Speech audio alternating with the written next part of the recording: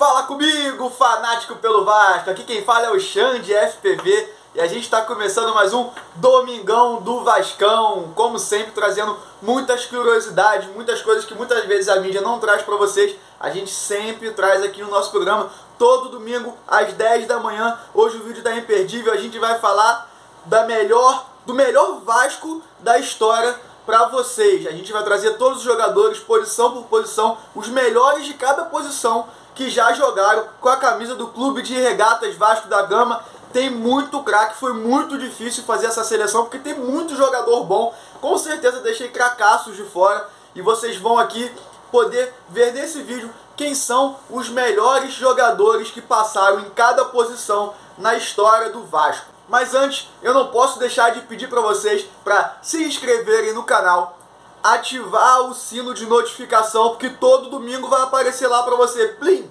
Chegou o vídeo lá do Domingão do Vascão trazendo curiosidades sobre o Vasco. E no final lá, se você gostar, deixa o seu like para dar uma fortalecida e o YouTube entender que vocês estão gostando do conteúdo que eu venho apresentando para vocês, beleza? Nós começamos no gol com o goleiro Barbosa. Sim, ele é o mesmo jogador que o Vasco recebe, né? O Vasco colocou o nome do CT Moacir Barbosa em homenagem a esse goleiro. Ele faleceu, o goleiro Moacir Barbosa, ele faleceu em 2000 e ele jogou no Vasco de 1945 a 1955 e teve uma outra passagem pelo clube em 1958 a 1962, foi goleiro de Copa do Mundo, ficou muito marcado por ser o goleiro do Maracanaço em 1950, onde foi a primeira vez que o Brasil recebeu uma Copa do Mundo e foi vice-campeão para o Uruguai naquela ocasião. Ele fez parte do Expresso da Vitória, foi o goleiro durante o Expresso da Vitória, um dos elencos mais marcantes do Vasco, que eu vou falar de muitos jogadores aqui nesse vídeo que fizeram parte do Expresso da Vitória. Pela lateral direita, eu escolhi o Orlando Lelé. Foi muito difícil, tinha muitos jogadores de qualidade, mas quando eu pesquisei a respeito da história desses jogadores, até porque eu não vi grande parte desses jogadores jogarem, mas eu escolhi o Orlando Lelé, que ele faleceu em 1999. Ele batia muita falta, ele era muito marcado por isso, era muito marcado por fazer gols. Atrás do Pikachu, ele é o segundo jogador, segundo lateral do Vasco, que mais fez gol na história do clube, vestindo a camisa do clube. Ele jogou no Vasco de 1977 a 1981, também como todos os jogadores que eu vou falar aqui, ele teve muitas passagens pela seleção brasileira. Na zaga, de forma alguma, podia deixar de faltar o zagueiro Mauro Galvão, jogava de terno, que zagueiro absurdo. O Mauro Galvão, além de ser muito bom, ele conseguiu elevar o nível do Odivan lá em 98, aquela dupla de zaga que foi formada pelo Vasco. Aquela época que o Vasco ganhou tudo. No Vasco, o Mauro Galvão ganhou muito campeonato importante, Libertadores, Mercosul, Campeonato Brasileiro. Pela seleção brasileira ele ganhou a Copa América, jogava muita bola, foi ídolo em todos os clubes que ele passou. Eu não conheço um clube que o pessoal fala, não, o Mauro Galvão não foi ídolo aqui não. Não, ele foi ídolo em todos os clubes que passou, não só no Vasco. Ele jogou no Vasco de 97 a 2001, muito ídolo aqui. E olha que ele veio pra cá praticamente caminhando pro final da carreira, mas foi muito ídolo, jogou muita bola. Mauro Galvão jogava de terno e ao lado dele, não podia deixar de fora, o Bellini.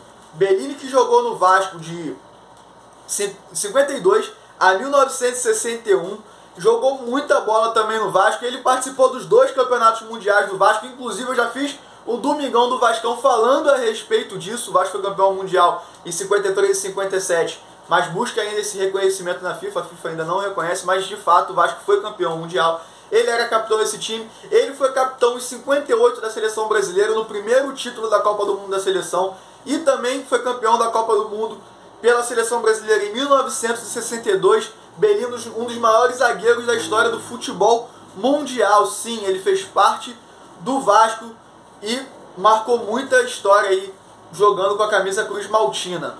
Inclusive, ele tem uma estátua no Maracanã. Ele foi o primeiro capitão da seleção brasileira a ganhar um título de Copa do Mundo. Pela lateral esquerda, não podia deixar do Felipe Maestro, cara. O Felipe jogou muita bola, canhoto, driblava muito. No final da carreira jogou de meio campo, até quando ele voltou para o Vasco em 2011, onde foi campeão da Copa do Brasil. Ele jogou pelo meio campo, dominava, brincava, ele só não aguentava jogar o jogo todo porque já estava com uma certa idade, mas ele brincava, jogava muito, era muito habilidoso, jogador totalmente diferenciado, não podia deixar de fora o Felipe nessa lista, mesmo ele tendo vestido a camisa lá do Urubu. Pelo Vasco ele conquistou muitos títulos importantes, Libertadores, Mercosul, 2 campeonatos brasileiros, como eu falei, a Copa do Brasil, Campeonato Carioca teve a balde, ele jogou no Vasco de 96 a 2002 e também, como eu falei, teve passagem pelo Vasco em 2001, jogou muita bola, não podia ficar fora da lista, teve passagem pela seleção brasileira, jogou muito lateral esquerdo, Felipe. Na volância eu escolhi apenas um volante, que é o Danilo Alvim, que também fez parte do Expresso da Vitória, ele que faleceu em 1996, ele era muito ladrão de bola, tinha essa qualidade aí como principal, e ele fez parte também do Expresso da Vitória, como vários jogadores, como eu disse, que eu vou falar para vocês aqui. Jogava muita bola, infelizmente não vivia essa época que meu avô me conta sobre o Expresso da Vitória, onde o Vasco ganhava tudo, o Vasco era a base da seleção brasileira, e deixei o Danilo Alvim como volante, e colocando, não na posição de segundo volante, mas ali na meiuca, o reizinho da colina, Juninho Pernambucano, não tem como ficar de fora, o maior batedor de falta da história do futebol mundial. Ele não é só o maior batedor, como é o que mais fez gols de falta na história do futebol mundial. Juninho, ídolo do Vasco, teve 2 passagens aqui. Ídolo do Lyon, o maior ídolo da história do Lyon é o Juninho Pernambucano, onde ele foi praticamente várias vezes melhor jogador do campeonato francês lá pelo Lyon.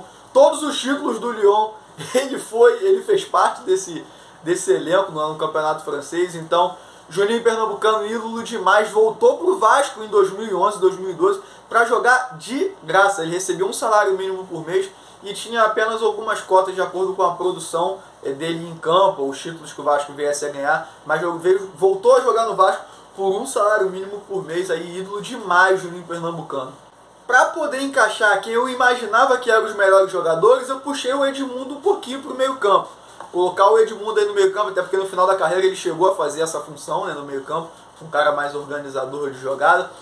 Conquistou muitos títulos pelo Vasco, ídolo demais, polêmico demais. Vale registrar que ele é o maior artilheiro de campeonato brasileiro em uma única edição, antes da gente ter aí os pontos corridos. Ele conseguiu fazer 6 gols em uma só partida contra o União São João, na época, né? E naquele ano ali, em 97, o Vasco foi campeão brasileiro. O absurdo que o Edmundo jogava, passagens pela seleção brasileira, muito polêmico. Hoje ele é um comentarista aí, trabalhou até pouco tempo na Band, saiu da Band, enfim. Edmundo, cracaço de bola, arrastei ele pro meio campo aí, porque não tinha como deixar ele de fora. E agora eu vou começar o ataque para vocês. E começar o ataque com Ademir de Menezes. Também fez parte do Expresso da Vitória, foi campeão mundial do Vasco em 1953, ele faleceu em 1996, é um cracaço de bola, era o principal jogador da seleção brasileira naquela época, foi o principal jogador da seleção brasileira quando nós fomos vice para o Uruguai em 1950, era o principal jogador do Expresso da Vitória. Então, sem palavras para o Ademir de Menezes aí, acho que a gente pode parar por aí, senão a gente vai até amanhã falando dele. Foi um dos maiores jogadores da história do futebol mundial, o Ademir de Menezes. E não posso deixar de falar também do Romário, apesar de eu ter muitas críticas a respeito do Romário, discordo dele ter uma estátua dentro do São Januário, mas foi um cracaço de bola. Não dá para falar que o baixinho era um gênio da pequena área.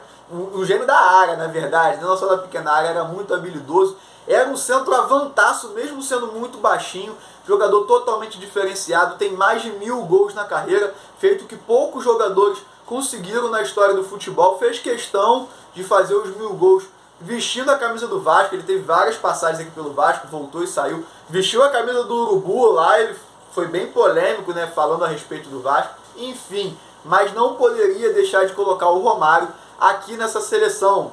Também posso falar aí, em 1994, foi o principal jogador da seleção brasileira naquela ocasião. E por último, mas não menos importante de forma alguma, Roberto Dinamite, o maior ídolo da história do Vasco.